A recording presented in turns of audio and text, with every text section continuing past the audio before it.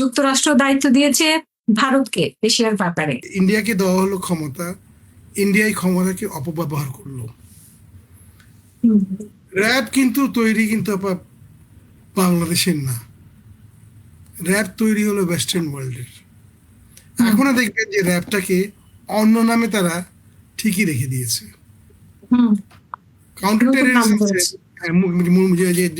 যে মুনির, সে এটা আপনাদের এখানে MI6 এর সাথে সে এটা ডাইরেক্টলি কন্ট্যাক্ট করে টাকা পয়সা নিয়ে অ্যান্টি টেররিজম ইউনিট করেছে।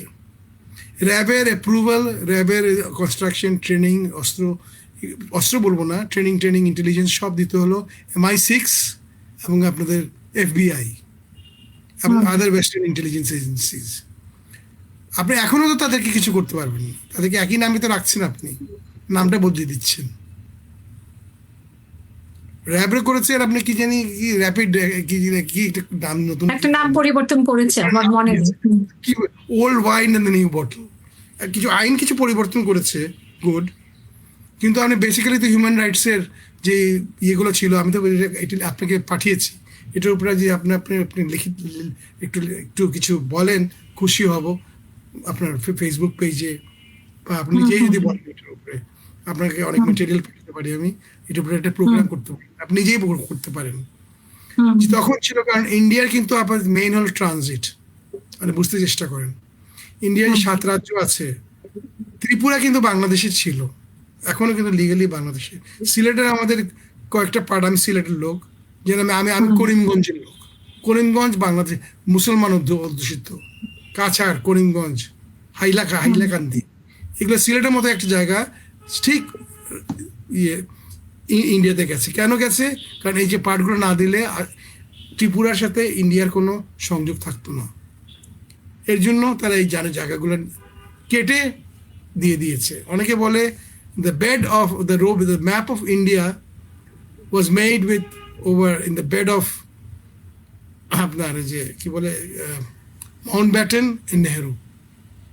যাকে আমি দুষ্ট কথা বলে, কিন্তু but in reality general Radcliffe did not have any power. Mountbatten রেডক্লিফকে বলতো এইভাবে লাইন টানো, এইভাবে লাইন টানতো। আপনার অনেক লম্বা কথা।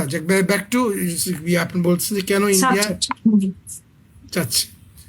দেখুন, ওদের কিন্তু 7 রাজ্য টিকবে না যদি ওরা এখান থেকে ঠিক মতো ওদের সাপ্লাই দিতে না পারে। ওদের 7 রাজ্য নিচে দিয়ে ওদের খাওয়া দাওয়া, তেল, পানি, বিদ্যুৎ, লেখাপড়া সব কিছু ডিপেন্ড করে মেইনল্যান্ডের সাথে। এবং যদি 7 রাজ্য হতাম, 7 রাজ্যের জন্য সবচেয়ে বেশি সুবিধা হলো বাংলাদেশ থেকে তারা এগুলো নেওয়ার জন্য। আপনাকে তখনই বলা হয়নি, লুকিস্ট পলিসির মেইন পলিসি ছিল যে 7 সিস্টার্স আমাদের মার্কেট হবে। হয়ে গেল উল্টা। আমাদের কত কিছু বলা হলো যে আমরা যদি রোড দিই আমরা বিলিয়ন টাকা পাবো। বাংলাদেশ ইনস্টিটিউট অফ স্টাডিজের কত দীপুমণি আর কতজন এসে কত কিছু বললেন যে আমরা ডলারের মধ্যে ঘুমিয়ে থাকবো, এত টাকা আসবে আমাদের। যদি আমরা এত এক্সপোর্ট করবো যে আমরা উল্টা, আপনি যদি বর্ডারে যান দেখবেন সব ইন্ডিয়ান মাল এসে বসে আছে, একটা মাল আপনার বিক্রি হয় না। জাস্ট মিথ্যে কথা বলা কিভাবে বলতে হয়। এই যে ডেইলি স্টার, প্রথম আলো এবং অন্যান্য খবরের কাগজ, এরাই তো লিখেছিল তখন যে এই ওদেরকে ট্রানজিট দিলে, করিডোর দিলে কি লাভবান হবো আমরা, পোর্ট দিলে কি লাভবান হব। এখন আর লাভবান হচ্ছে ওদের জাহাজ আসলে আগে যাবে, আমাদেরটা পরে থাকবে, এই হলো লাভ। আপনি দেখান আমাকে কোন সেক্টরে আপনি পেয়েছেন।